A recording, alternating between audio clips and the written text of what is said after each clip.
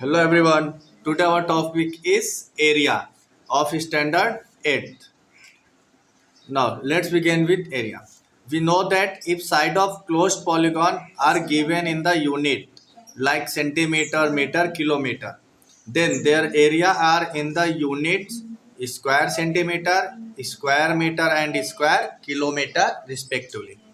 Because the area is measured by squares. हम लोग जो भी एरिया मेजर करेंगे वो किस में आता है बेटा? स्क्वायर में आता है। और जो भी हम लोग लेंथ वगैरह मेजर करते हैं वो क्या आता है? नॉर्मल यूनिट्स में आता है, like metre, centimetre and kilometres में। ठीक है। अभी हमारे पास फॉर्मूला होता है जैसे एरिया ऑफ स्क्वायर क्या होता है? Area of square. तो ये क्या होता है? Side square. क्या है फॉर्मूला इसका? Side square. Then area of rectangle क्या है? एरिया ऑफ रेक्टेंगल क्या होता है? एरिया इसका length into breadth. Then third area of right angle triangle is equal to होता है 1/2 into product of side making right angle, that is 1/2 into base into height. इसमें भी वही है। And area of normal triangle is equal to 1/2 into base into height. तो ये basic formula जो हम लोग स्टैंडर्ड 3rd, 4th, 5th से स्टडी कर रहे थे ना। अभी हम सीखेंगे एरिया ऑफ पैरेललोग्राम। क्या सीखेंगे बेटा? Area of parallelogram. तो फॉर्मूला क्या दिया हुआ है इसका? Area of parallelogram is equal to base into height. तो पैरेललोग्राम का डायग्राम कुछ इस तरह से है। यह है एक रेक्टेंगल की तरह, बट क्या है? थोड़ा स्लाइड है, स्लोप दिया है इसमें साइड्स में, राइट। तो ये इसका हाइट निकालने के लिए 90 डिग्री एंगल ड्रॉ किया।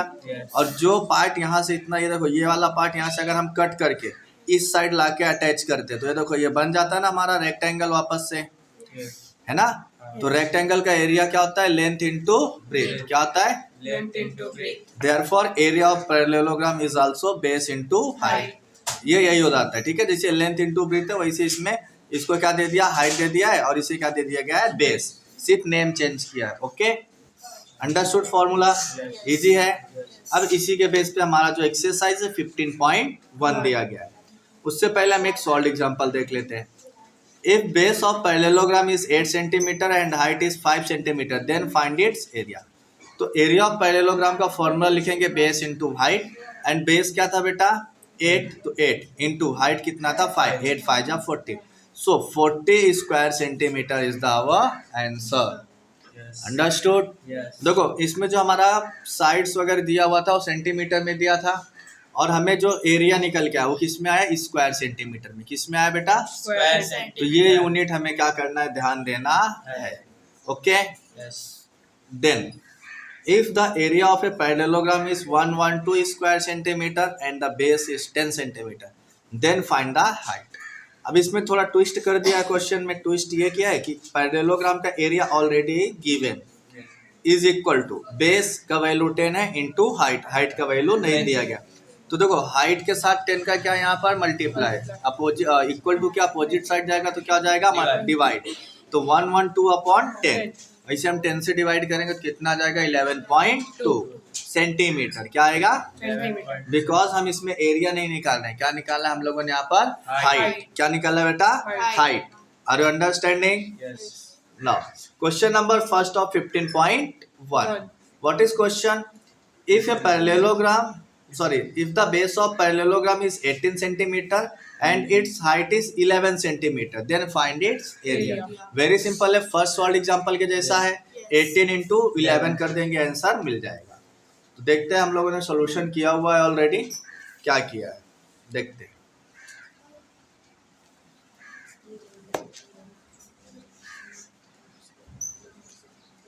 देखो area of parallelogram is equal to base into height, पहले फॉर्मूला लिखा है, फिर 80 इंटू 11 किया है तो आ जाता है 198 स्क्वायर सेंटीमीटर। तो देखो इसमें ये जो सॉल्यूशन था ये क्या था? रॉन्ग था। बट ये रॉन्ग क्यों था? ताकि आप लोग को हम लाइव बता सके कि इसमें क्या मिस्टेक करते हैं हम लोग। एग्जाम में भी इतना करके हम लोग आ जाते हैं और खुश रहते हैं हमारा आंसर करेक्ट है। बट जब ये करेक्शन के लिए जाता है तो मैम क्या करती है? यहाँ पे ऐसे सर्कल बना देती है। क्यों बनाता है? क्योंकि हम लोगों ने तो स्क्वायर सेंटीमीटर या स्क्वायर मीटर तो लिखा ही नहीं होता है। समझा? जब भी हम एरिया फाइंड आउट कर रहे होंगे तब हमें क्या लिखना है? यहाँ स्क्वायर सेंटीमीटर या तो स्क्वायर मीटर या तो स्क्वायर किलोमीटर, जो भी यूनिट रिस्पेक्टिव यूनिट दिया गया होगा। इसके बाद देखेंगे हम लोग क्वेश्चन नंबर सेकेंड।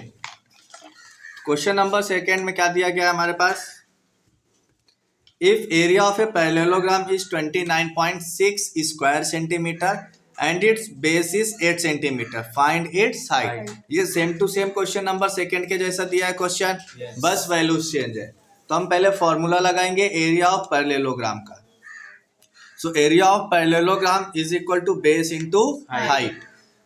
अभी देखो ये जो इक्वल टू लगा है रॉन्ग है, ओके। नाउ एरिया कितना है 29.6 इज इक्वल टू बेस कितना है 8 इंटू हाइट। 8 हाइट के साथ क्या है यहाँ पर मल्टीप्लाई, तो इक्वल टू के वहां जाएगा तो क्या हो जाएगा ये डिवाइड में, तो ये हमारा हो जाएगा कितना बेटा 29.6 upon 8 is equal to height. Understood. जब हम इसे अब डिवाइड करेंगे तो कितना आता है आंसर 3.7 सेंटीमीटर। हम यहाँ पर क्या निकाल रहे हैं, हाइट निकाल रहे हैं, तो जो भी हमारा यूनिट आएगा वो सेंटीमीटर, मीटर या तो किलोमीटर में आएगा, समझा। स्क्वायर में नहीं आएगा, स्क्वायर में खाली क्या आता है area. Question number third, area of a parallelogram is 83.2 square centimetre if it's height is 6.4 centimetre, find the length of its base. तो इस क्वेश्चन में क्या दिया गया है, एरिया दिया हुआ है और हाइट दिया हुआ है, हमें क्या निकालना है बेस निकालना है, ओके। सो सेकेंड क्वेश्चन के जैसे इसको भी हम सॉल्व करेंगे। Area of a parallelogram is equal to base into height का फॉर्मूला लगाएंगे, फिर हम यहाँ पर क्या लिखेंगे area 83.2 is equal to height का वैल्यू 6.4 इंटू बेस। 6.4 का यहाँ पर मल्टीप्लाई, यहाँ पर आएगा तो डिवाइड, तो 83.2 अपॉन 6.4, इससे सॉल्व करेंगे तो कितना आएगा 13 centimetre is the base of parallelogram. Understood. और भी इसी तरह के वीडियोस को देखने के लिए हमारे चैनल को लाइक शेयर एंड सब्सक्राइब जरूर करें। Thank you.